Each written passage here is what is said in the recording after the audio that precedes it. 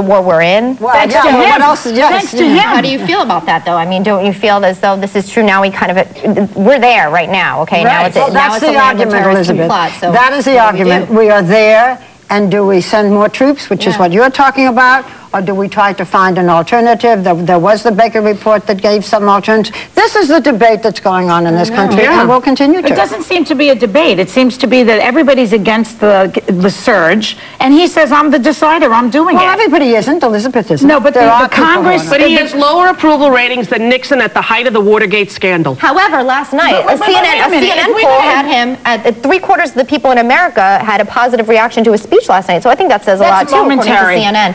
So is every poll. It's momentary. So is every poll. But yeah, I mean, if the country is against the surge, if the Congress is against the surge, are we going to call ourselves a democracy when the president makes the decision without the people? It's not a democracy anymore. Let us also see what the Congress does. There are people who are saying that the Congress is talking but hasn't done anything. Definitely. Well, do you know what I think the Congress should do? And this, I'm sure, will make me in some sort of Celebrity Feud or AOL poll.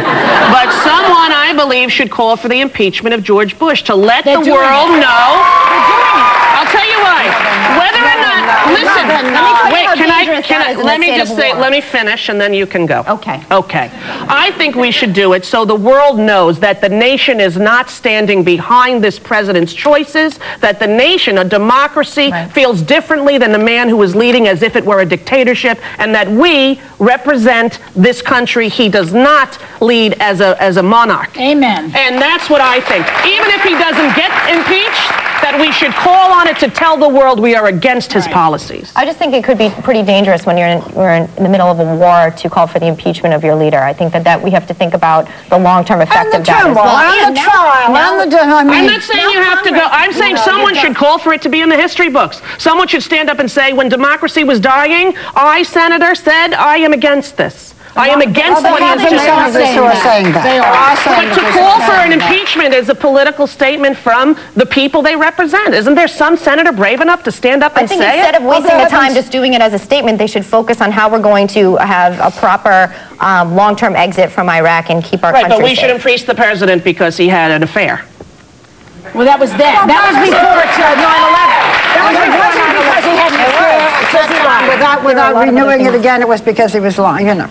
Anyway, it was because of a sexual act that he had in the privacy of his own life. I think it was lying to the American people. It's called The View. What are we supposed to do? Where do you want to move on to? Where do you want to go? Well, there are many other places, and we do this every day. But it's the State of the Union just happened. We're supposed to talk about it, right? Keep talking. I'm just saying that it's an interest. This is what America's talking about. It's a good talk to have, I think. It's an interesting time, too, because now with Congress, with the numbers that they have now and the percentage that they have now, I really think now's the time where things could change. And, you know, the president, what way? I think just in terms of the votes, in terms of they're in a situation now because they have to decide whether they fund more troops. Congress, exactly. You have a Democratic House and a Democratic Senate. Yes. And one hopes that they will come up with an alternative plan. I listened to the rebuttal last night, and they did not have an alternative plan. It's very hard to have an alternative plan. We are in this terrible thing, and I guess that's why we are talking about it every single day. Senator Jim Webb from Virginia had an interesting rebuttal. I thought he was passionate. What was his point? He's the one who confronted Bush that day and said, well, let's get out of Iraq. I have a son there. And Bush said, that's not what I asked you. I asked you, how was your son? They had a big little fight there. It was great. Yeah.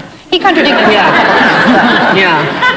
He's a passionate man. That's funny. I'll just add a funny note. Go. Last night, Steve, he has snoring issues. Yes. And he's been using Breathe Right because I've been insisting on it. The strips on the nose. And last night, I don't know if it was because of the State of the Union, his Breathe Right was in the shape of an American flag. It was red, white, and blue. I'm going to bring it in. I'm bringing it in tomorrow. I'm going to show you. And I look at him, and there's this flag on his nose. Listen, it was unbelievable. Tell Steve that he has to change the position of where he puts it every night, or it can irritate the skin. Oh, really? It happened for me because I wore them for a while, and then I started to get like the little skin redness right on where I had my poor boyfriend. I feel bad for him. He had a little basal cell carcinoma. Because he doesn't put SPF on all the time. Yeah. And he had to have that taken off. Oh. So be very careful with that. You must put the sunscreen. You got to put mayonnaise on just to be safe. Mayonnaise doesn't work. SPF 30. SPF 160. All right, we're gonna talk about a lot of other topics. We got 3 today because the topics are hot. Yeah. And we'll be back with more right after this break.